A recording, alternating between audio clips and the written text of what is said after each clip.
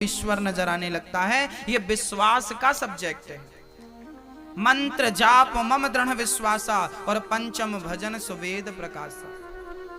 विश्वासो ही फलदायक, गीता भी कह रही है। ईश्वर की भक्ति विश्वास पर आधारित होती है। इसकी पहली सीढ़ी विश्वास ही है। और विश्वास है तो ईश्वर सर्वव्यापी है, सर्वत्र है, और नहीं है तो फिर कहीं नहीं है, वो चले जाओ जमाने में।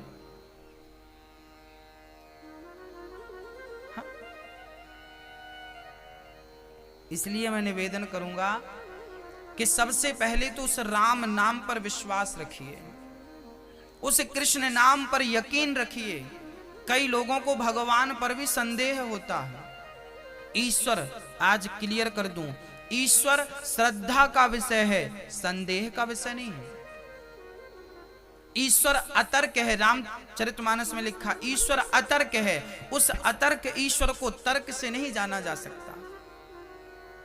तर्क करने वालों से भक्त हार जाया करता है, लेकिन भगवत प्राप्ति के समय पे वो हारा हुआ भक्त ईश्वर की प्राप्ति में जीत जाया करता है। वो तर्क करने वालों से हार। अब आप हमसे प्रश्न करें कि भगवान कहाँ है, सबूत दीजिए, तो हम सबूत आपको प्रामाणिक रूप से कैसे देंगे? हम आपसे यही कहेंगे कि भगवान को देखा नहीं जा सकता। अब आप कहेंगे कि है तो दिखाओ, तो फिर हम आपसे कहेंगे कि हवा है तो आप दिखा दो। हम आपसे प्रश्न कर देंगे कि आपके अंग में दर्द होता है, तो क्या आप दर्द को दिखा सकते हैं? दर्द को दिखाया नहीं जा सकता। सिर में दर्द, कमर में दर्द, हाथ में दर्द तो है, पर दिखाया नहीं जा सकता। परंतु दिखाया नहीं जा सकता इसका अर्थ ये नहीं कि वो है नहीं, वो है पर दिखता नहीं, वो महसूस होता है। और होगा भी किसे? बोले जिसे दर्द होगा उसे महसूस होगा। ऐसे ही जो भक्ति करेगा उसी को परमात्मा का एहसास होगा, वही महसूस कर सकेगा। अब आप तर्क करें कि नहीं नहीं नहीं, हमें फिर वहां हमें हारना पड़ेगा। आपके तर्क के सामने भक्त को हारना पड़ेगा। यदि आपको विश्वास नहीं है और तर्क पे तर्क कर रहे हैं, तो वहां हम हार जाएंगे, क्योंकि ईश्वर तर्क का सब्जेक्ट नहीं है, ईश्वर श्रद्धा का सब्जेक्ट है। यदि श्रद्धा है, विश्वास है, तो ईश्वर यही है। प्रहलाद ने कहा था इस खंबे पर भगवान है, तो प्रहलाद का वचन मिथ्या ना हो, इसलिए भगवान को खंबा चीर कर प्रकट होना पड़ा। और भक्त के वचन को भगवान ने सत्य किया, केवल इसलिए किया कि कहीं मेरे भक्त का वचन मिथ्या ना हो जाए। और भगवान उस खंबे पे नहीं थे, भगवान तो प्रहलाद के विश्वास में थे। विश्वास ही फलदायक है।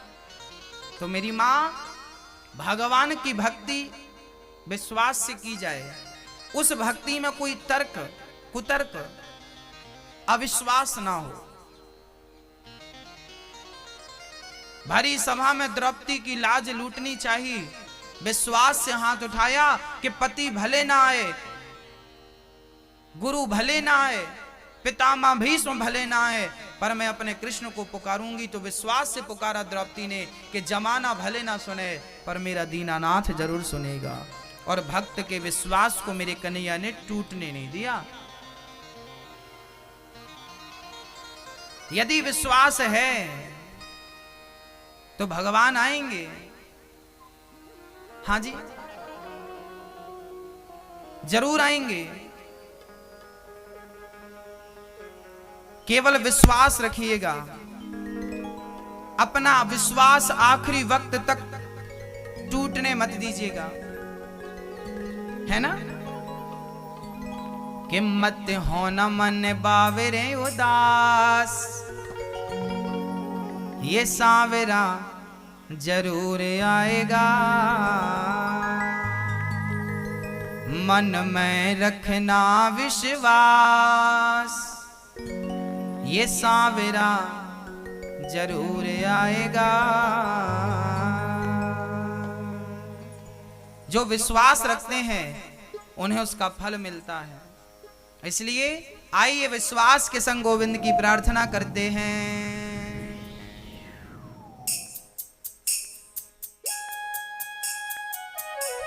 तालियों की सेवा।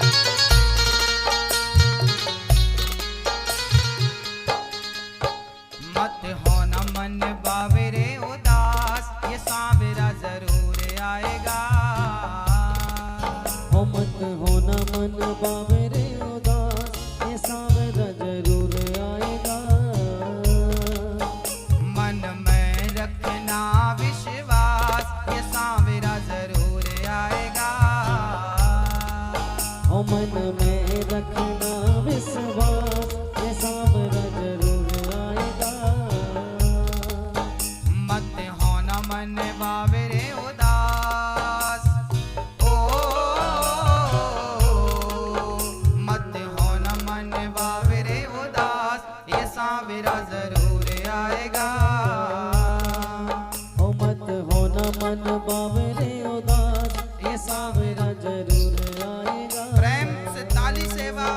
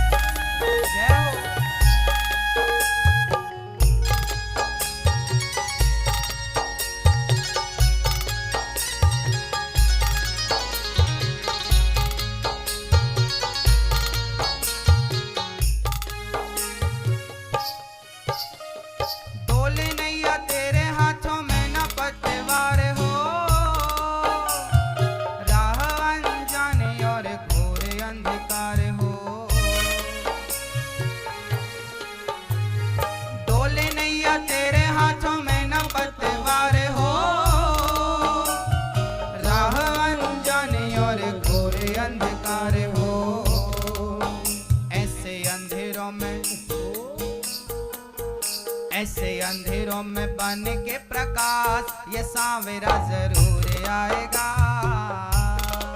हो ऐसे अंधेरों में बन के प्रकाश, ये सांवरा जरूर आएगा।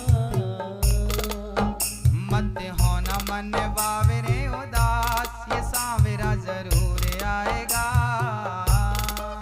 हो मत होना मन बावरे उदास, ये सांवरा जरूर आएगा। दोनों हाथ उठाकर विश्वास के साथ हरि बोल।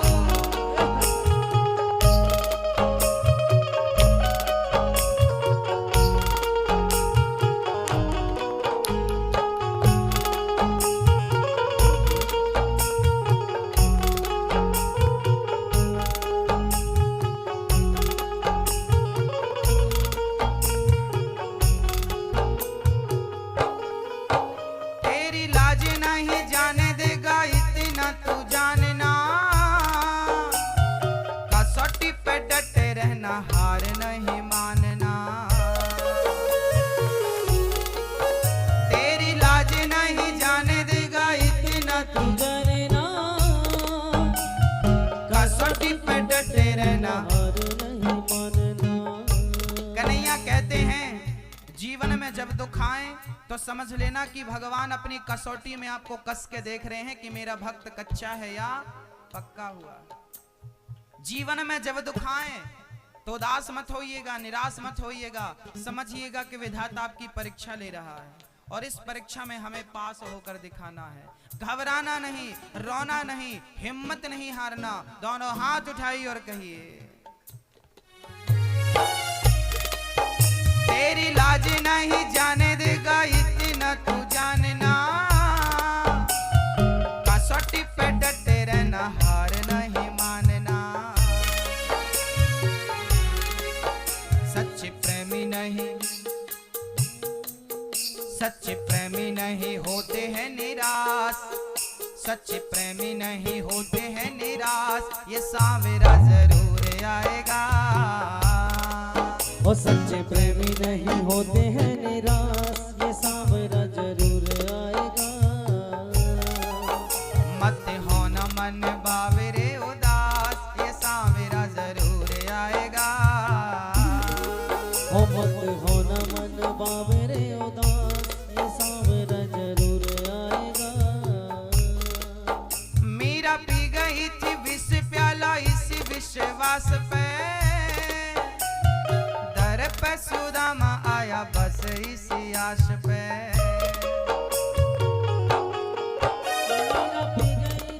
विश्वास कितनी बड़ी चीज है। मीराबाई को राणा ने जहर दिया था, पी लो। क्या कहकर दिया था? ये कृष्ण का चरणामृत है। और जब भक्त को चरणामृत देकर के भेजा, राणा ने कहा जहर है, पर चरणामृत कहकर दिया तो मीरा पी गई। किसी ने कहा मीरा मत पीना, ये जहर है, तुझे मार डालेगा। तब मीरा ने कहा कि जहर यदि मार सकता है तो मेरे कन्हैया के पास बचाने की शक्ति भी है। जहर से ज्यादा गोविंद पे भरोसा रखा था मीराबाई ने कि जहर यदि मार सकता है तो बचाने की शक्ति मेरे कन्हैया पे है। यदि वो बचाएगा तो जहर में इतनी ताकत नहीं है कि वो भक्त का बाल भी वाका कर सके। दोनों हाथ मस्ती के साथ।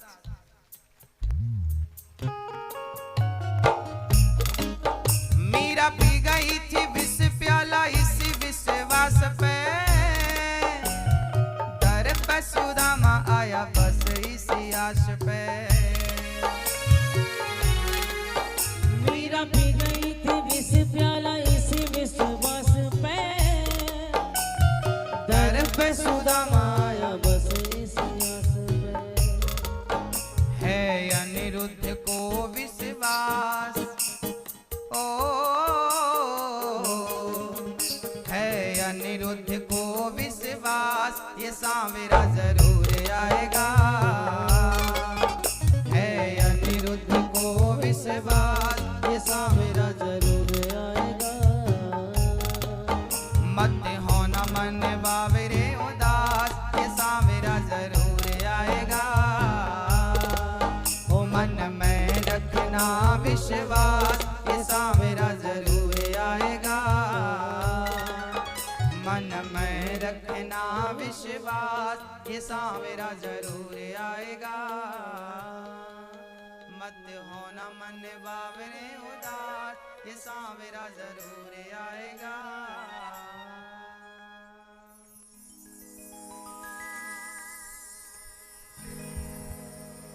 जिस थामे एक बार उसका हाथ नहीं छोड़ता, भक्तों का सांवरा भरोसा नहीं तोड़ता। जिस थामे एक बार उसका हाथ नहीं छोड़ता, भक्तों का सांवरा भरोसा नहीं तोड़ता। दिल में रखना विश्वास, ये सांवरा जरूर आएगा। आएगा मेरा सांवरा, दिल से बुला के देख। आने वाले में देर नहीं है मेरी माँ, आने वाला तैयार खड़ा है, बुलाने वाले की देर है। आप बुला कर देखो। जगन्नाथ जी तो हाथ फैलाए खड़े हैं। जगन्नाथ जी कैसे खड़े हैं जानते हो? ऐसे खड़े हैं, मानो जगन्नाथ जी कह रहे हैं कि मैं तुझे गले लगाने को तैयार हूं, बस तू मेरे दर पे आकर तो दिखा, मैं तो तैयार बैठा हूं। वो तैयार हैं, रेडी हैं, बस आपकी देर है। आप एक बार कह तो दीजिए कि कन्हैया मैं तेरा, तू मेरा। एक बार आप समर्पण कर दीजिए। हम लोग ना पूरी जिंदगी में समर्पण नहीं कर पाते, कह नहीं पाते कि कन्हैया हम तेरे और तू मेरा। सुखदेव भगवान ने राजा परीक्षित से कहा, राजन चिंता करने की जरूरत नहीं है। हाँ, सब में भगवान का दर्शन करो, ईश्वर का दर्शन करो, किसी से बैर ना रखो। चतुश्लोकी भागवत हमें वासमेवाग्रे नान्यद यद सत्सत परम। पूरी चर्चा सुनाई, गोविंद को प्रणाम किया श्री सुखदेव भगवान ने, और भगवान के स्वभाव की चर्चा करने लगे। भगवान का स्वभाव कैसा है? एक बार भगवान शांति दूत बनकर गए थे दुर्योधन के पास। दुर्योधन से कहा कि दुर्योधन, पांडवों को कम से कम 5 गांव तो दे दो रहने के लिए।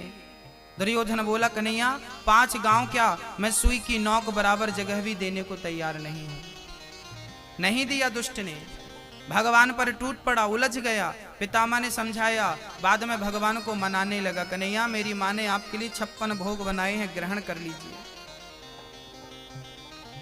खा लीजिए। भगवान ने कहा, दुर्योधन यदि आपके अंदर मेरे प्रति प्रेम होता, श्रद्धा होती, तो मैं आपके यहाँ भोजन जरूर करता, पर आपके अंदर श्रद्धा नहीं है, इसलिए मैं आपके घर भोजन नहीं कर सकता। भोजन वहां किया जाता है जहां खिलाने वाले के हृदय में प्रेम हो या खाने वाले के पेट में भूख हो। ना तो आपके पेट में भूख है, ना मेरे पेट में भूख है, ना तो आपके हृदय में प्रेम है, इसलिए मैं आपके घर भोजन नहीं करूंगा। तो कहाँ करेंगे? मेरा निमंत्रण विदुरानी के घर है। दुर्योधन के 56 भोग को त्याग कर भगवान विदुरानी के घर गए और विदुरानी से कहने लगे, माँ बड़ी भूख लगी है। तो माँ चूल्हे पर देखती है तो साग पक रही थी सूखी, अब वो साग तो खिला नहीं सकती, तो पके पके केला तोड़ कर ले आई बगीचे से और केला छीलती जाती, छिलका भगवान को देकर फल को छिलका समझकर फेंकती जाती और भगवान को छिलका देती जाती। अब भगवान का स्वभाव देखिए जरा कि भगवान ने छिलकों को लेकर के उन्हें खाना शुरू कर दिया। अरे वो भाव में डूब गई प्रभु, पर आपको तो होश था। भगवान ने कहा कि जब मेरा भक्त प्रेम में और भाव में डूबता है तो मैं भी उसके प्रेम और भाव में डूब जाता हूँ। मुझे पता ही नहीं कि मैं क्या खा रहा हूँ। भक्त ने खिलाया छिलका, भगवान ने छिलके खा लिए। तब तक विदुर जी मेवा मिष्ठान लेकर आए। अरे देवी क्या किया, भगवान को छिलके खिला दिए, पहली बार घर आए छिलका खिला दिया। बहुत बढ़िया सी थाली पर मेवा मिष्ठान सजाया और विदुरानी ने परोसा। कन्हैया ने खाते हुए कहा, काका जी जो स्वाद मुझे इन छिलकों में आया है वो आपके मेवा मिष्ठान 56 भोग में नहीं है। क्यों नहीं है? क्योंकि भाव का भूखा हूं मैं और भाव ही एक सार है। भाव से भज ले मुझे तो भव से बेड़ा पार है। हमें भाव चाहिए और वो भाव विदुरानी के छिलकों में था। इस कथा से हमें क्या शिक्षा मिली? इस कथा से हमें सीख ये मिल रही है कि भगवान सोना चांदी हीरा मोती रसगुल्ला रसमलाई इमरती का भूखा नहीं है। भगवान को कोई छिलका भी खिलाए और श्रद्धा और प्रेम से खिलाए तो भगवान छिलका भी खाने को तैयार है। भगवान को कोई झूठे बेर खिलाए तो श्रद्धा से वो बेर भी खाने को तैयार है। भगवान को कोई प्रेम से सूखे चावल खिलाए तो वो चावल भी खाने को तैयार है। चावल खाए सुदामा के, बेर खाई शबरी के और छिलके खाए विदुरानी के, इसलिए तो भगवान कहलाए हैं ना भक्तों। न जाने कौन से गुण पर दयानिधि रीझ जाते हैं, यही सदग्रंथ कहते हैं, यही हरि भक्त गाते हैं। कृपा की ना होती जो आदत तुम्हारी तो सुनी ही रहती अदालत तुम्हारी। गरीबों के दिल में जगह तुम ना पाते तो किस दिल में होती हिफाजत तुम्हारी। कन्हैया कौन करता हम पतितों पर कृपा? यदि आप कृपा ना करते तो हम पतितों पर कृपा करता कौन? हमें तो पता भी नहीं कि आप तक पहुंचने का मार्ग क्या है, साधन क्या है, नियम क्या है। ना यज्ञ करना आता, ना पूजा करना आता, भक्ति करना भी तो नहीं आता। हे प्रभु तारो ना तारो मर्जी तुम्हारी। तेरे दर पे आ गए हैं, बस आ गए हैं। अब पकड़ो ना पकड़ो, तारो ना तारो, आप देखो। या तो डुबा दो या तो पार लगा दो प्रभु, हम तो शरण में आपकी हैं। हमें कुछ नहीं आता, ना पूजा करना, ना पाठ करना, ना यज्ञ करना, ना जप करना। अरे हम तो कामी क्रोधी लोभी प्राणी हैं, हमसे तो प्रेम करना भी नहीं आता। हम में कोई गुण नहीं है ना, हम में कोई योग्यता नहीं है। आपको पाने की जितनी योग्यता भक्तों में थी उनमें से 1% भी योग्यता हमारे भीतर नहीं है। हम इतने योग्य हैं ही नहीं कि हम अपने कन्हैया को प्राप्त कर सकें। मीरा कितनी योग्य थी, सब कुछ छोड़ दिया था और गोविंद का नाम गाती, इतना प्रेम करती। उस प्रेम का 1% भी हमारे भीतर नहीं है। उस त्याग का 1% भी हमारे भीतर नहीं है। उस भक्ति का 1% भी हमारे भीतर नहीं है। हमें तो लगता है कि हम आपके योग्य कहीं से कहीं तक नहीं है, पर विश्वास जरूर है कन्हैया कि यदि आप बनाना चाहें तो आप मुझे अपने योग्य तो बना ही सकते हैं। माना कि मैं आपके योग्य नहीं हूं, पर आप कृपा करें तो आप मुझे अपने योग्य बना सकते हैं। मुझे नहीं पता कि आपकी प्राप्ति की योग्यता क्या है। जो योग्यता आप चाहते हैं वो योग्यता आप मुझे दे दीजिए, अपने योग्य बना लीजिए, अपने चरणों से लगा लीजिए। हे प्रभु हम तो केवल प्रार्थना कर सकते हैं। हाँ, सूरदास जी महाराज एक बार गड्ढे में गिर गए। गड्ढे में गिरे, बहुत प्रयास किया पर गड्ढा बड़ा था, ऊपर चढ़ नहीं पाए। तो वहीं पर खरताल लेकर के और कीर्तन करने लगे, हरे कृष्ण कृष्ण कृष्ण हरे हरे, श्री कृष्ण का जाप करने लगे श्री सूरदास जी महाराज। तभी भगवान छोटे से बच्चे के रूप में आए और सूरदास तो अंधे थे ना, वो चढ़ नहीं सकते थे ना, और जंगल में भयंकर आंधी चल रही थी। भला भक्त की रक्षा करने कौन आता? तब भगवान ही चले आए और भगवान ने कहा, बाबा मैं गाय चरा के जा रहा था, आपकी कीर्तन सुनी, चलाया, एक काम करो मेरा हाथ पकड़ लो और मैं आपको ऊपर निकाल लेता हूं, आप गिर गए हो ना? बाबा बोले, हाँ बालक मैं गिर गया हूं, तो आओ मेरा हाथ पकड़ लो।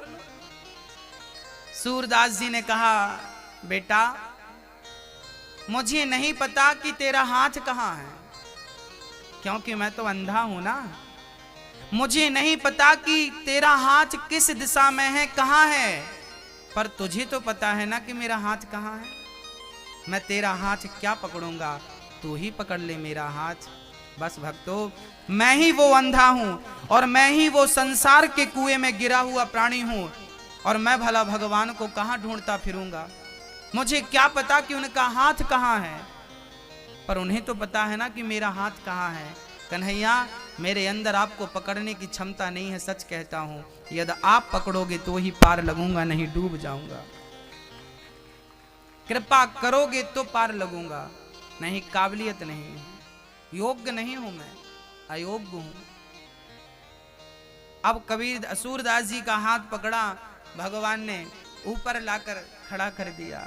अब सूरदास जी ने देखा कि बच्चों ने कई बार मेरा हाथ पकड़ा है, पर इस बच्चे का हाथ कुछ अलग ही है। सूरदास जी लिपट गए, बोले, आप कोई बालक नहीं हो, आप तो मेरे भगवान हो। मैं पहचान गया कि आप भगवान हो।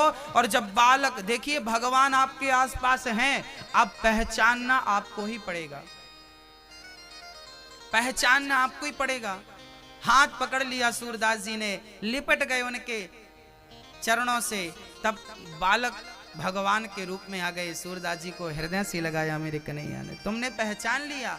अनेक रूप रूपाया विष्णवे प्रभु विष्णवे। भगवान के एक रूप नहीं है मेरी माँ, अनेक रूप है। अनेक रूपों में वो किस रूप में आ जाए हमें नहीं पता। बेदुरानी के छिलके खाते हैं, प्रेम हो तो छिलकों का भी भगवान भोग लगाते हैं। जब भगवान सारी लीला समाप्त करके चले गए, तब भगवान श्री कृष्ण ने जाते समय अपने भक्त विदुर को याद किया। अब विदुर जी को जब उद्धव ने संदेशा सुनाया कि भगवान ने आपको याद किया है, रोने लगे श्री विदुर जी। मेरे कन्हैया मुझे याद कर रहे थे, मेरे कृष्ण ने मुझे याद किया। रोने लगे श्री विदुर जी महाराज। और रोते रोते हरिद्वार में संत जी बैठे थे, जो भगवान के अंतिम ज्ञान को श्रवण किया था। श्री मैत्री जी के पास जाकर हाथ जोड़कर श्री विदुर जी ने प्रश्न कर दिया। विदुर जी ने कहा, सुखाय कर्माणि करोति लोको न तै सुखं वान्यदुपारवं वा विन्देत भूयस्ततैव दुःखं यदत्र युक्तं भगवान वदेन्नः। सारी दुनिया सुख के लिए कर्म करती है, पर मिलता क्या है? दुख के सिवा कुछ नहीं। ऐसा क्यों? ऐसा प्रश्न विदुर जी ने कहा किया। तब मैत्रेय जी ने कहा कि विदुर जी, आप सब जानते हैं, फिर भी आप पूछ रहे हैं, तो सुनिए। संसार में दुख इसलिए मिलता है क्योंकि संसार का नाम ही दुखालय है। गीता में भगवान ने कहा है दुखालयम।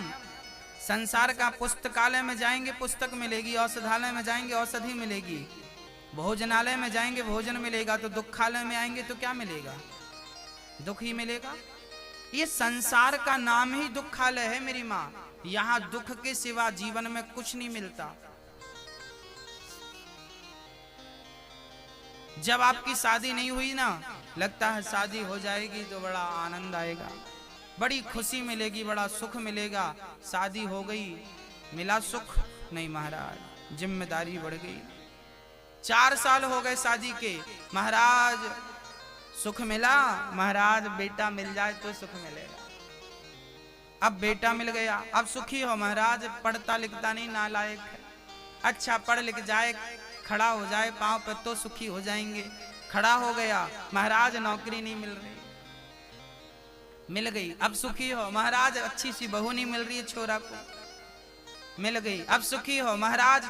बहू के बेटा नहीं हो रहा, अब सुखी हो महाराज, हो गया ठीक है, पर वो हमारा गांव से थोड़ा काम धाम से घर थोड़ा दूर है, किराए के घर पे है, घर बढ़िया सा बन जाए, पुराना घर है, हिसाब बन नहीं रहा, बढ़िया सा बन जाए तो सुखी घर बन गया। अब सुखी हो महाराज, एक गाड़ी और आ जाती। पूरी जिंदगी इच्छाओं की पूर्ति करते करते समाप्त हो गया जीवन। इच्छाएं हैं कि अभी पूरी नहीं हुई। आप बताइए, आप इतने लोग यहां बैठे हैं, बताइए आप में से किन किन की इच्छाएं पूरी हो चुकी हैं? हुई इच्छाएं? नहीं। जो करोड़पति है उनकी भी इच्छाएं शेष हैं, और जो भिखारी है उसकी भी इच्छाएं शेष हैं। तो करोड़पति भी इच्छाओं से दुखी है और भिखारी भी इच्छाओं से दुखी है। दोनों की हालत लगभग एक जैसी है कि नहीं? हमारे हिसाब से दोनों में कोई अंतर भी नहीं है। दोनों दुखी हैं, दोनों परेशान हैं। तो सुखी कौन है भाई? बोले चाहे गई चिंता मिटी, मनवावे परवाह, जिसको कछु नहीं चाहिए सो ही साहंसाह। इस संसार में सबसे अमीर वही है जिसे कुछ नहीं चाहिए। जिसे बहुत कुछ चाहिए वो इच्छाओं का गुलाम बना घूमता रहेगा और जीवन निकल जाएगा इच्छाओं की पूर्ति में। आप अपनी इच्छाओं का दमन कर दीजिए। अच्छा एक बात बताइए, आपको दाल बाटी खाने का मन होता है कि नहीं? होता है। मोतीचूर के लड्डू खाने का मन होता है कि नहीं? होता है। गुलाब जामुन रसगुल्ला खाने का मन होता है कि नहीं?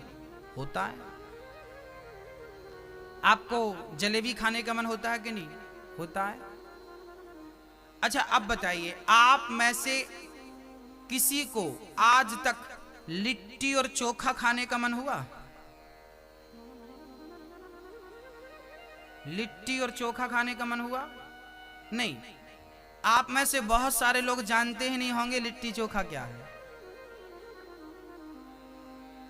समझिए हम क्या समझाना चाह रहे हैं आपको। लिट्टी चोखा जो है ना, बिहार का प्रसिद्ध भोजन है। जैसे आपके यहाँ दाल बाटी, चूरमा, बापले, दाल बापले फेमस हैं, ऐसे बिहार में क्या खाते हैं? लिट्टी चोखा। अब मैं बिहार के लोगों से कहूं कि क्यों भाई दाल बापले खाने की इच्छा होती है, तो वो कहेंगे नहीं होती, हमने कभी खाया नहीं ना। इसलिए इच्छा नहीं होती क्योंकि उन्होंने कभी स्वाद नहीं चखा। आपकी लिट्टी चोखा खाने की इच्छा नहीं होती क्योंकि आपने कभी उसका स्वाद नहीं। एक बार जिसको खाएंगे उसको दूसरी बार खाने का मन जरूर करेगा। एक बार जिससे देखेंगे उसे दूसरी बार देखने का जी जरूर करेगा। इसलिए कहता हूं, एक बार यदि तुमने भोग लिया तो बार बार मन भोगों में जाएगा। एक बार संसार का सुख तुम्हें मिल गया तो बार बार मन वहीं जाएगा। और विश्वास से कहता हूं कि एक बार भगवान के भजन का आनंद सुख तुम्हें मिल गया, एक बार भक्ति का स्वाद तुम्हें लग गया तो बार बार मन भक्ति में जाएगा। अभी स्वाद भोगों का मिला है इसलिए मन खिंचा बार बार भोगों की तरफ जाता है। मन को जिस दिन एक बार भजन में स्वाद लगने लगेगा उस दिन मन खिंचा भक्ति की तरफ चलाएगा।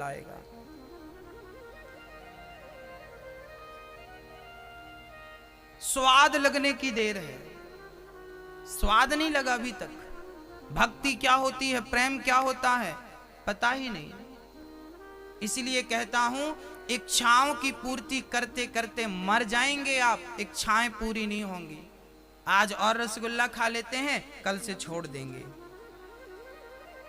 तो क्या गारंटी कि कल मन नहीं होगा? कल भी तो मन होगा ना। त्याग आज से करिए, हमें नहीं खाना। एक बार मन करेगा ना, फिर मन करेगा, जब नहीं मिलेगा तो फिर धीरे धीरे दिमाग सही हो जाएगा। पूरी जिंदगी आप यही करते हैं, आज और ये कर लेते हैं, कल से वैरागी हो जाएंगे। आज और कामना कर लेते हैं, कल से छोड़ देंगे। आज और ये कर लेते हैं, कल से छोड़ देंगे। आज और तंबाकू खा लेते हैं, कल से छोड़ देंगे। आज और सिगरेट पी लेते हैं, कल से छोड़ देंगे। आज और एक पैक पी लेते हैं, कल से छोड़ देंगे। आज बस एक बार मुर्गी मांस खा लेते हैं, कल से छोड़ देंगे।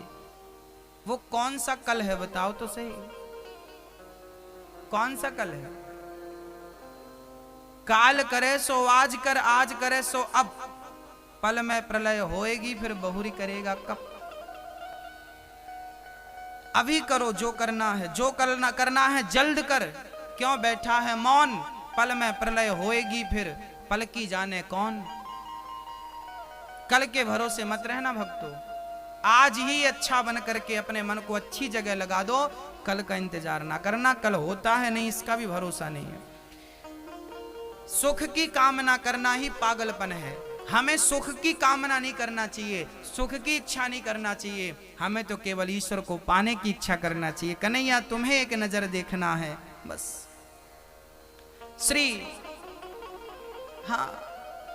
श्री ब्रह्मा जी भगवान की सुंदर सी सृष्टि का वर्णन करते हैं। मनु जी महाराज की ब्रह्मा जी के शरीर के दाहिने अंग से पुरुष, बाएं अंग से स्त्री का जन्म होगा। मनु शत्रुपा की 3 बेटियां और 2 बेटे हुए, आकुति, देवहूति, प्रसूति। आकुति का विवाह रुचि प्रजापति से हुआ, जिनके यहाँ यज्ञ भगवान भये। देवहूति का विवाह करदम जी से हुआ, जिनके यहाँ कपिल भगवान भये। मां देवहूति का हाथ करदम जी के हाथ में मनु जी ने दिया। करदम जी शादी के तुरंत बाद तप करने बैठ गए, तप करने में मस्त हो गए। 40 साल बाद उनकी समाधि खुली, देखा तो साथ में एक स्त्री बैठी थी। करदम जी ने कहा, देवी आप कौन है? महाराज मैं आपकी पत्नी हूँ। आहा, आप मेरी पत्नी हैं, आपने इतना बड़ा त्याग किया, मैं आपकी सेवा और त्याग से प्रसन्न हूँ, बोलो क्या चाहती हो? देवहूति ने कहा कि बस एक पुत्र की कामना है बस। करदम जी ने कहा इस कुंड में डुबकी लगाओ। एक बिंदु सरोवर में डुबकी लगाई तो सुंदर सा तन प्राप्त हो गया और सुंदर सा शरीर पाकर के आपने सुंदर सा विमान बनाया। करदम जी और देवहूति उस विमान पर बैठ के रमण करने लगे। उनके 9 बेटियां भई श्री करदम जी की, कला, अनुसुईया, श्रद्धा, हविर्भू, गति, क्रिया। ये 9 ऐसी 9 बेटियां भई। अनुसुईया जी इन्हीं की बेटी है मां देवहूति की। अरुंधति भी वशिष्ठ जी की। अरुंधति कौन है? राम की गुरु माता। राम के गुरु कौन थे? वशिष्ठ जी। वशिष्ठ जी की पत्नी अरुंधति, तो ये गुरु माता। तो राम की गुरु माता जो है ये करदम जी की बेटी हैं। अरुंधति इनकी बेटी हैं, देवहूति और करदम की। करदम जी महाराज कहते हैं, देवी 9 बेटियां हो गईं, 9 बेटियों का हमने विवाह भी कर दिया, वो अपने अपने घर चली गईं। अब हमें आज्ञा दो, हम भगवत भजन के लिए निकले। करदम जी की बेटी हुई, शादी हुई और वो अपने कर्म से जब निवृत्त हो गए तो घर परिवार को छोड़कर जाने का मन बना लिया। मैया जी पीछे आवाज आ रही है ना? आप मेरी माँ को आ रही है तो हाथ उठाओ। अच्छा जी, दादाजी आपको आ रही है तो हाथ उठाओ। ठीक आ रही है, बढ़िया, अच्छी आ रही है आवाज, कम तो नहीं आ रही है? अब समझिएगा, श्री करदम जी कह रहे हैं, श्री करदम जी महाराज कह रहे हैं, देवी मुझे आज्ञा दो, मैंने बेटियों का विवाह कर दिया, मुझे जाना है जंगल भगवत प्राप्ति के लिए। देवहूति ने कहा, प्रभु आप चले जाएंगे, मेरा सहारा कौन बनेगा? एक पुत्र तो मुझे दीजिए। ठीक है। करदम जी रुक गए। एक पुत्र हुआ, नाम रखा कपिल। कपिल भगवान के जन्म होते ही करदम जी जंगल की ओर चले गए। अब यहां मैं आप लोगों से एक निवेदन हाथ जोड़कर करूंगा, दादाजी और मेरी मैया जी, आप में से कितने ऐसे दादाजी यहां बैठे हैं, माँ जी मेरी यहां बैठी हैं, जिनकी बेटियों का और बेटों का विवाह हो चुका है? आपकी बेटी का और आपके बेटे का विवाह हो गया कि नहीं? जिनके हो गया वो समझेंगे और वो सुनेंगे, जिनके नहीं हुआ वो अभी सुनेंगे, बाद में फॉलो करेंगे। एक छोटा सा एग्जाम्पल, आपकी बेटी का विवाह हो चुका, आपके बेटे का विवाह हो चुका, बेटा भी सेटल है, बेटी भी अपने घर सुखी है, आपका बेटा भी 2 पैसे कमाता है, घर परिवार चलाने लगा, समझदार हो गया, बेटा भी काम पे लग गया, बिटिया भी सुखी है, सबकी शादी विवाह कर दिया। अब आपका क्या काम बचा घर पे? सारे कामों से निवृत्त हो गए कि नहीं? एक पिता की जिम्मेदारी यही है कि वो अपने बेटे को अच्छा संस्कार दे, शादी विवाह करके उसके हाल पर उसे छोड़ दे। एक पिता का यही कर्तव्य है कि आप अपनी बेटी को अच्छा वर दीजिए, अच्छी जगह विवाह करिए, बेटा सुखी, बिटिया सुखी। अब हमारी जिम्मेदारी पूरी हो गई या नहीं? बताइए, आपकी जिम्मेदारी पूरी हो गई कि नहीं? अब आपकी सारी जिम्मेदारियां पूरी हो गई गृहस्थी की, अब एक ही जिम्मेदारी बची है। कौन सी? केवल कृष्ण को पाने की जिम्मेदारी, आत्म कल्याण करने की जिम्मेदारी। अब इन जिम्मेदारियों से मन को हटाकर अब भगवान को प्राप्त करने की ये भी आपकी जिम्मेदारी है। जबकि आप लोग ना भागते हो अपनी जिम्मेदारियों से। बुढ़ापे तक बेटा सेटल हो गया तो फिर नाती को सेटल आपको ही करना है। आपको क्यों करना साहब? और फिर पोते की भी चिंता आपको, पोता को महाराज पोता पोता पोता। ये राम राम नहीं जपती मेरी मां बूढ़ापे में, बेटा बेटा पोता पोता जपती।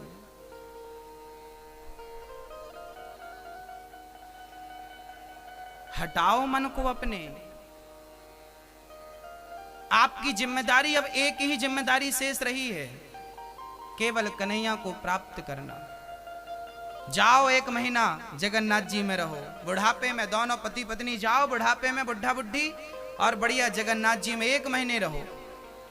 1 महीने जगन्नाथ जी का दर्शन करो, भात खाओ, प्रसाद खाओ, उसके बाद सीधे द्वारिका चले जाओ, फिर वहां से रामेश्वरम चले जाओ, वहां से बद्रीनाथ चले जाओ।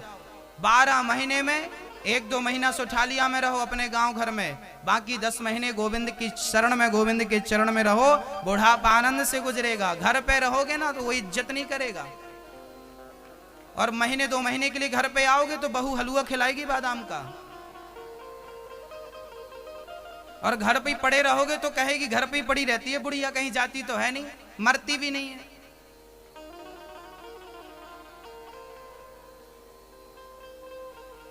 आप खुद अपनी मौत बिगाड़ रहे हैं, हम क्या करें? आप खुद अपने पांव में कुल्हाड़ी। ये 4 धाम क्यों बनाए थे हमारे पूर्वजों ने?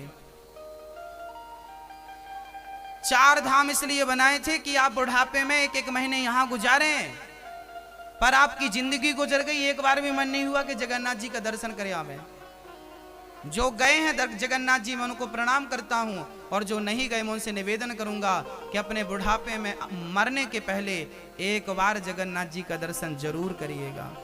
वो जगन्नाथ, वो जगत के नाथ हाथ पसारे खड़े हैं, एक बार उनसे मिलिएगा, एक बार दर्शन जरूर करिएगा इन आंखों से। एक बार तिरुपति बालाजी जरूर जाइएगा। ये मूर्तियां नहीं हैं, जगन्नाथ जी कोई मूर्ति नहीं है कोई, वो प्रत्यक्ष भगवान है भाई। वो भगवान स्वयं खड़े इस युग में। आप कहेंगे महाराज जी मूर्ति है, तो फिर आप मत जाइए। आपको मूर्ति नजर आ रही हो तो आपका कोई इलाज नहीं कर सकता। रावण के सामने भगवान खड़े थे, पर वो उन्हें नहीं समझ पाया। तो तुम्हें पत्थर में पत्थर नजर आ रहा है तो आश्चर्य क्या करें हम? ये श्रद्धा का सब्जेक्ट है। मैं फिर निवेदन करूंगा, वो प्रत्यक्ष भगवान है। तिरुपति बालाजी प्रत्यक्ष भगवान नारायण यही है। जब मर के जाओगे तो स्वर्ग बैकुंठ में जो तुम्हें भगवान मिलेंगे ऐसे ही मिलेंगे, यही रूप है उनका। द्वारिकाधीश जी कोई पत्थर के नहीं, प्रत्यक्ष भगवान है। बिहारी जी प्रत्यक्ष रूप में बैठे हैं। एक नाथ जी, श्रीनाथ जी नाथ द्वारा प्रत्यक्ष भगवान है। वो सांवरिया सेठ प्रत्यक्ष भगवान है। विठल भगवान प्रत्यक्ष हैं। ये कोई मूर्तियां नहीं हैं भक्तों। जाकी रही भावना जैसी, प्रभु मूरत देखी तिन तैसी। ये तो प्रेम की बात है। इसलिए अपना बुढ़ापा मत बिगाड़िए।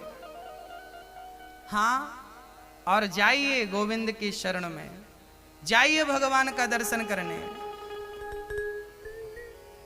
बुढ़ापा बेटी से निवृत्त, बेटे से निवृत्त, अब माला ले लो और बस राम राम जपो, कृष्ण कृष्ण जपो, यही सहारा। ये भी तुम्हारा कर्तव्य है। एक बुढ़ऊ को हमने देखा बुढ़ापे में, एकदम 90 साल के थे और बुढ़ापे में वो गड्डियां गिन रहे थे, 1 2 3 4 5 6 7 8 9।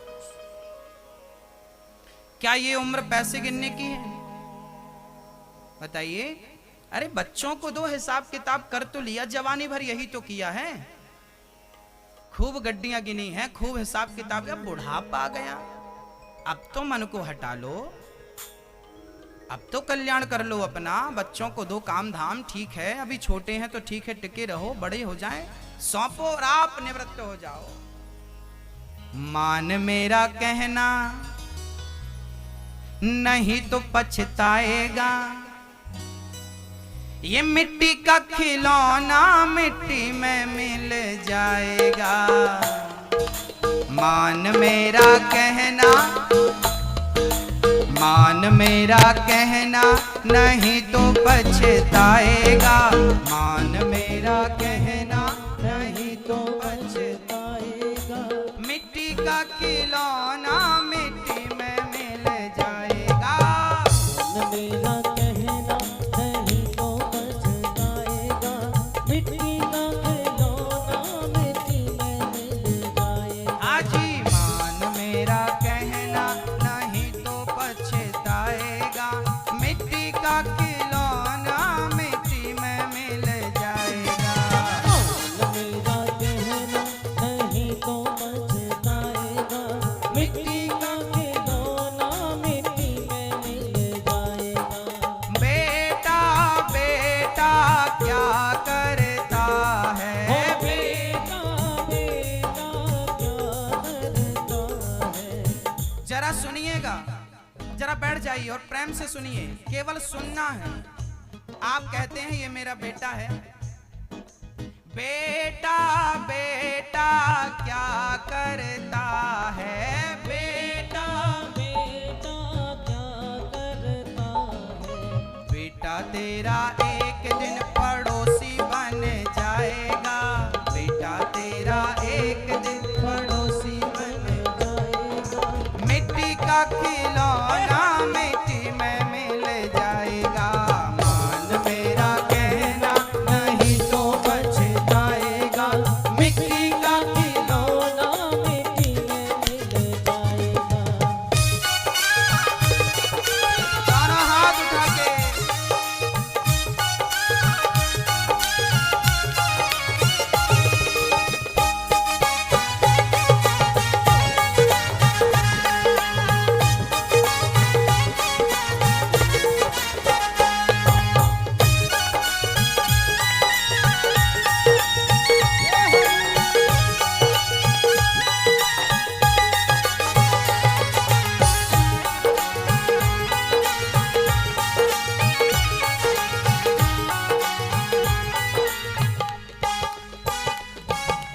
बेटी बेटी क्या करता है, ओ बेटी बेटी क्या करता है।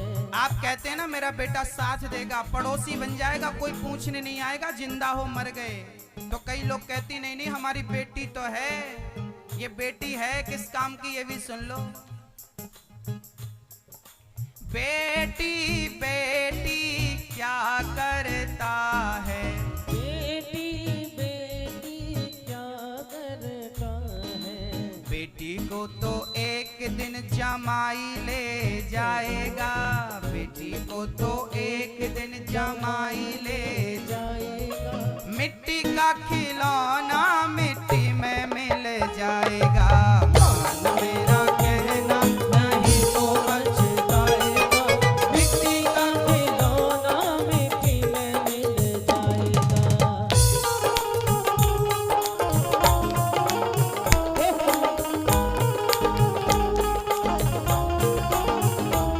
हरी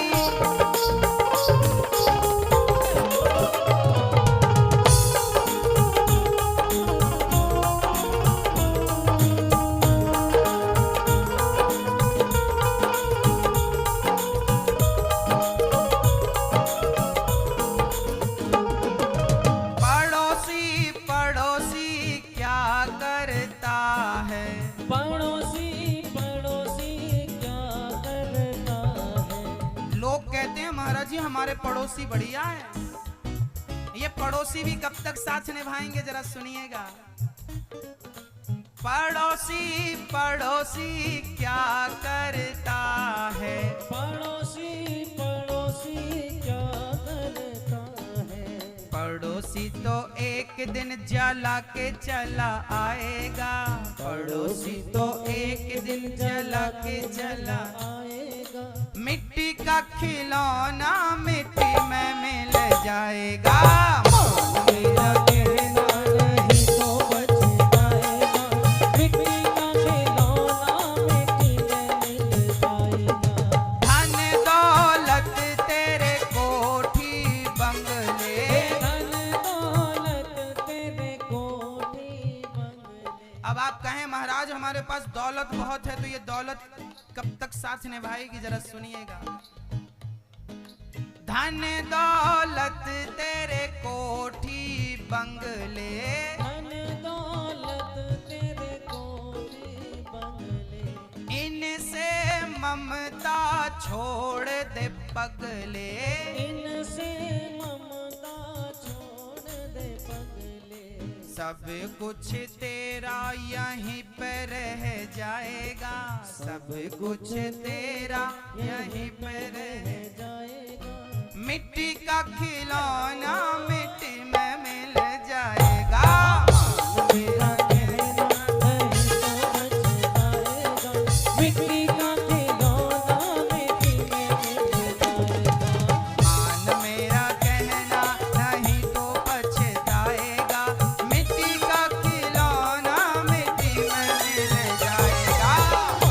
मेरा कहना नहीं तो बच जाएगा, मिट्टी का खिलौना मिट्टी में मिल जाएगा। मनुष्य जन्म तूने पाया रे बंदे, मनुष्य जन्म तूने पाया रे बंदे। कर्म न कर तू जग में गंदे। कर्म न कर तू जग में क्यों? गंदे। जैसा बीज बोया है, जैसा बीज बोया है वैसा फल पाएगा, मिट्टी का खिलौना मिट्टी में मिल जाएगा। मेरा कहना नहीं तो बच जाएगा, मिट्टी का खिलौना मिट्टी में मिल जाएगा। और मात पिता तेरा कुटुंब कबीला, मात पिता तेरा कुटुंब कबीला। विपदा पड़े पर कोई न किसी का, विपदा पड़े पर कोई न किसी का। एक दिन हंसा अकेला उड़ जाएगा, एक दिन हंसा अकेला उड़ जाएगा। मिट्टी का खिलौना मिट्टी में मिल जाएगा। मेरा कहना नहीं तो बच जाएगा, मिट्टी का खिलौना मिट्टी में मिल जाएगा। आजी मान मेरा कहना नहीं तो पछताएगा, मिट्टी का खिलौना मिट्टी, मिट्टी का खिलौना, मिट्टी का खिलौना, मिट्टी का खिलौना मिट्टी में मिल जाएगा।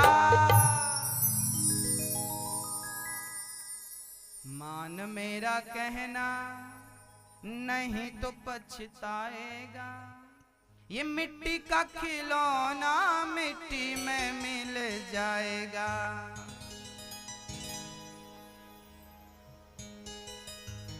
बेटा बेटा क्या करता है, बेटा तेरा एक दिन पड़ोसी बन जाएगा, मिट्टी का खिलौना मिट्टी में मिल जाएगा। बोलिए भक्त वत्सल भगवान की। श्री ये सारी बातें बताने के लिए भगवान ने हमें आपके पास भेजा, जाओ सुठालिया वालों को सब बता के आओ। ये उलझे हुए प्राणी हैं यहाँ पे, जाओ इनको सुलझाओ। इसलिए भगवान ने हमें आपके बीच में भेजा है। अब भी नहीं जागे, अब भी नहीं समझे, तो फिर आप ये कहें महाराज जी फिर भगवान से आप जब जाओगे ना भगवान के घर, भगवान कहेगा तूने ये पाप किया, तो आप कहेंगे प्रभु पता ही नहीं था, हमें किसी ने बताया नहीं। तब भगवान बोलेंगे मैंने भेजा था ना अनिरुद्धाचार्य को तिरुपति को सब बताने के लिए, नहीं सुना, नहीं समझा, अब भोग। भगवान ने हमें भेजा इसलिए है कि जाओ सब बता के आओ इनको क्या सही है और क्या गलत है, किस मार्ग पर चले और किस मार्ग पर ना चले। एक दिन कपिल भगवान है ना, बेटा पड़ोसी बन जाएगा। वैसे भी बहुत सारे बच्चे पड़ोसी बन गए हैं अपने माँ बाप के लिए, है ना। आपके सुठालिया में भी ऐसे बच्चे होंगे, दो चार तो मिल ही जाएंगे, हर जगह मिल जाते हैं ऐसे महापुरुष जो अपने माँ बाप को ही छोड़ देते हैं। हमें विश्वास है यहां भी होंगे दो चार। माँ बाप को ही छोड़ चुके हैं, पत्नी को लेके घूमते रहते हैं। शादी के बाद करवा चौथ की तारीख याद रहती है, करवा चौथ कब आएगा, लेकिन शादी के बाद मां भूखी है कि प्यासी है ये बात याद नहीं रहती। इसका अर्थ ये नहीं है कि आप पत्नी को समय और प्रेम ना दें, दीजिए, पर जिस प्रेम की हकदार पत्नी और बच्चे हैं उससे ज्यादा आपके प्रेम की हकदार आपकी मां है, क्योंकि अपने टाइम पे उसने आपको प्रेम दिया था, है ना। आपकी मां आपके प्रेम की हकदार है, अधिकारी है। एक बार क्या हुआ, एक बेटे ने बहुत सुना था कि मां का ऋण नहीं उतारा जा सकता, मां का कर्जा नहीं उतारा जा सकता। ये बात उसे बड़ी चुभने लगी कि भाई कैसे नहीं उतार सकते। वो बेटा बड़ा पैसे वाला था, बड़ा धनवान था। बेटे ने एक दिन अपनी मां से कहा मां मेरे पास इतना पैसा है कि मैं तेरा कर्जा उतार सकता हूं। बोल कितना हुआ, पूरा हिसाब बता, टोटल जन्म से लेके आज तक का बोल, मैं सारा दे दूंगा। लोग कहते कर्जा मां का नहीं चुकता, मां का नहीं, मैं चुकाऊंगा। मां थोड़ी देर तक तो शांत रही, चुप रही, फिर मां ने जवाब दिया ठीक है बेटा कोई बात नहीं, मुझे विश्वास है कि तू मेरा कर्जा उतार सकता है। बोल मां कितना हुआ। मां ने कहा बेटा मैं हिसाब करके कल बताऊंगी, आज तू मेरे ही साथ सो जा। ठीक है मां मैं सो जाता हूं। एक ही बिस्तर था, उस एक ही बिस्तर पर मां सोया करती थी, पर आज बेटे को कहा कि तू भी मेरे साथ सोना।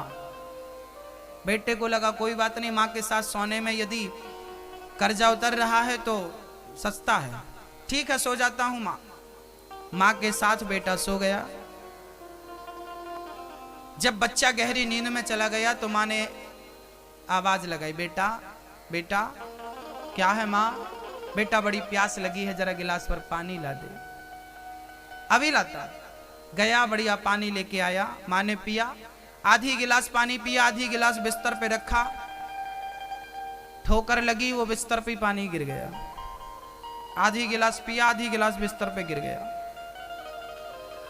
बेटे ने मां ये क्या किया, बिस्तर गीला कर दिया। ओहो बेटा सॉरी, कोई बात नहीं सो जा। बेटा सो गया। 1 घंटे बाद मां ने फिर आवाज लगाई बेटा। क्या है मां। बड़ी प्यास लगी है बेटा। अच्छा अभी लाता हूं। पानी लाया और दे दिया। मां ने आधा गिलास पिया, फिर वो आधा गिलास रखा तो गिर गया। फिर बिस्तर, अब जहां सूखा था बेटा वहीं सो रहा था, वहां भी गीला कर दिया। अब बड़ा गुस्सा, मां क्या कर रही हो, बिस्तर गीला कर रही हो, बार बार नींद अच्छी आ रही थी और आप। कोई बात नहीं बेटा। बेटे को लगा ठीक है आज रात की तो बात है, सो गया। पर गीला था बिस्तर, बार बार करवट ले रहा था। मौसम भी जरा ठंडा था, ऊपर से तो रजाई थी पर अंदर तो बड़ा गीला था। 1-1.5 घंटे बाद मां ने फिर बोला बेटा। क्या है मां। बड़ी प्यास लगी है बेटा, पानी पिला दे। ओहो मां कितना पानी पिएगी। लाया पानी, मां को फिर पानी दिया।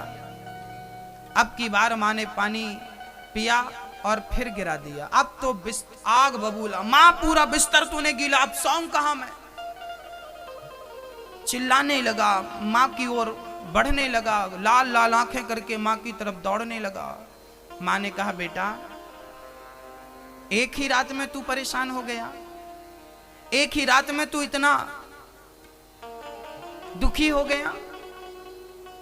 ऐसी कितनी रातें मैंने गीले बिस्तर पर गुजारी हैं। मैंने तो पानी से गीला किया था, तूने तो अपने मूत्र से मिला बिस्तर गीला किया था, फिर भी मैंने तुझे सूखे में सुलाकर कलेजे से लगाया था। एक बार भी तुझ पर गुस्सा नहीं आया और तुझे मुझ पर गुस्सा आ गया।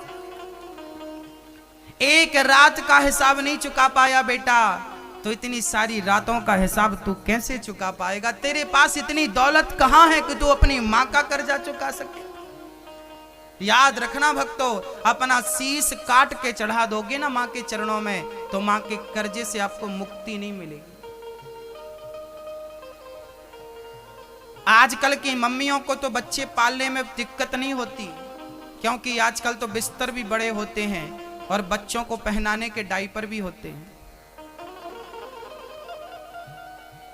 उन्हें कब बिस्तर गीला करना होता है, रात भर के लिए मम्मी पहना के सो जाती है कि चलो तुम सवेरे ही देखेंगी अब तुमको। पर उस जमाने में जब डायपर नहीं चलते थे, उस जमाने में जब माँ अपने बच्चे को लंगोटी पहनाती थी और वो लंगोटी एक बार गीली होती थी तो उसे बदलना ही पड़ता था माँ को। 10 बार बाथरूम करता था बच्चा तो 10 बार उठती थी और बच्चे को सूखे में सुलाती थी, उसकी लंगोटी बदलती थी और अपने आप को गीले में। बिस्तर भी छोटे हुआ करते थे। आज तो बेड बड़ा होता है ना, 6x6 का होता है। पहले बिस्तर भी छोटा होता था, 10 बार बाथरूम करता था तो बिस्तर लगभग पूरा गीला हो जाता था माँ का। उसी पर वो सोती थी और बच्चे को सूखे पे सुलाती थी। 10 बार जागती थी, पूरा दिन सास का काम, पति का काम, ससुर का काम, घर के झाड़ू पोंछे बर्तन सारा काम करती थी और रात भर बच्चे के लिए जागती थी। ना दिन में सोती थी ना रात में सोती थी। किस प्रकार आपकी माँ ने आपको पाला है, शायद आपको इस बात का एहसास नहीं होगा।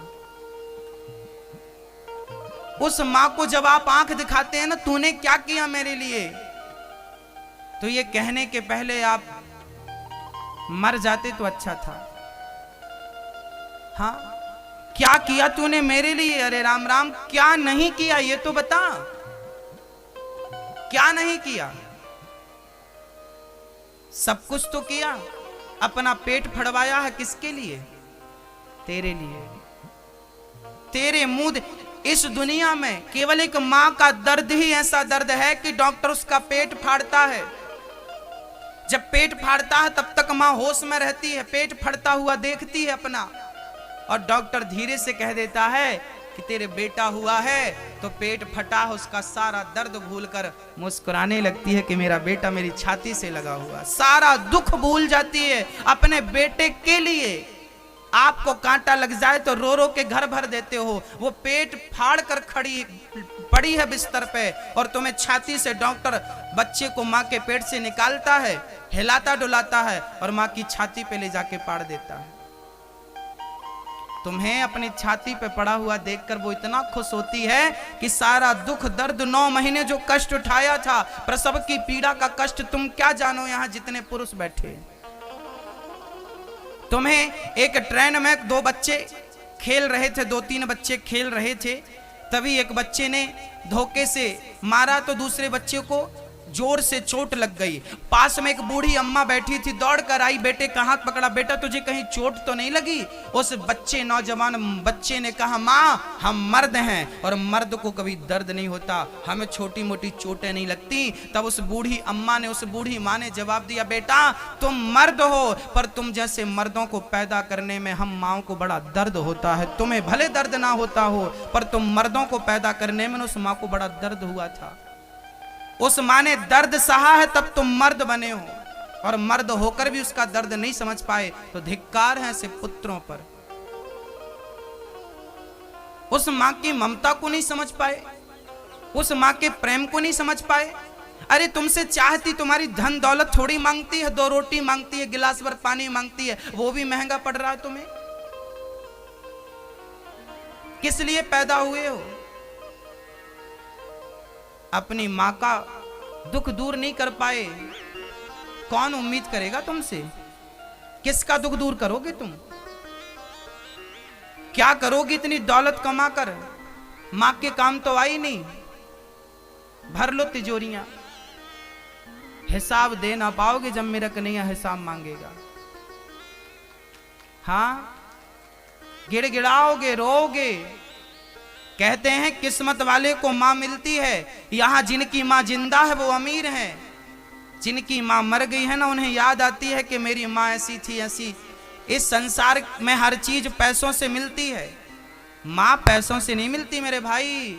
मां तो मां नसीब से मिलती है। पत्नी तो आपका पिता 10 लड़कियों की तस्वीर दिखाता है, बोल कौन सी पसंद है इनमें से? लड़की पसंद की मिल सकती है, पत्नी पसंद की मिल सकती है, माँ पसंद से नहीं। माँ तो किस्मत से मिलती है, और किस्मत से मिली हुई माँ को छोड़ा नहीं जाता पसंद की पत्नी के लिए। मैं पत्नी को छोड़ने की बात नहीं कर रहा हूं, पत्नी के साथ रहिए, पर माँ ने क्या बिगाड़ा है भाई? क्या गलती है उसकी? हाँ, मेरी मां वृंदावन में है। वो वृद्ध माएं जिन माओं को आपके सहारे की, आपके आश्रय की जरूरत है। आप सुठालिया वालों, कि आपके पास सहयोग करने के लिए इतनी भी क्षमता नहीं है कि आप किसी मां का सहारा बन सको? क्षमता है। यदि आपके पास धन नहीं है तो कोई बात नहीं, धन है तो किसी एक माँ को गोद जरूर लीजिएगा, एक माँ को जीवन भर की रोटी भोजन जरूर दीजिएगा। मात्र 21,000 देकर आप हमारे मेंबर सदस्य भी बन सकते हैं, और एक माँ का जीवन भर आप बेटा बनकर के आशीर्वाद भी घर बैठे पा सकते हैं। यदि आप धनवान हैं तो सहयोग कीजिए, और धनवान नहीं है तो भगवान से प्रार्थना कीजिए कि हे विधाता, मुझे इतना सक्षम बनाइए कि मैं भी किसी एक माँ को गोद ले सकूं, मैं भी किसी एक माँ का सहारा बन सकूं। यदि सामर्थ्यता नहीं है तो भगवान से निवेदन करिए, वो तुम्हें सामर्थ्यता देंगे। कम से कम एक बूढ़ी माँ को आप गोद ले सकते हैं, आप हमारे मेंबर बन सकते हैं। इसी बहाने कभी भी आप वृंदावन में आएंगे तो आपको वहां रहने की, खाने की संपूर्ण व्यवस्थाएं होंगी। आप हमारे सदस्य बन जाएंगे, और आप 21,000 देकर सदस्य भी बनेंगे, और उसी 21,000 को हम बैंक में जमा कर देंगे उन माओं के नाम से। तो उन माओं को आपके नाम की, आपके धन से उस माँ को एक रोटी मिलती रहेगी जीवन भर, दोनों टाइम पे भोजन मिलता रहेगा। आपके द्वारा किसी माँ की थाली पे रोटी पहुंच रही हो तो कितना पुण्य है भक्तों। हमारे जो यजमान जी बैठे हैं ना, आज हमारे श्री भवानी शंकर जी, हाँ, आपके पुत्र ने कहा कि हमारे पिताजी के नाम से एक वृद्ध माँ को हम गोद लेने जा रहे हैं। एक बार सुंदर तालियां। एक बार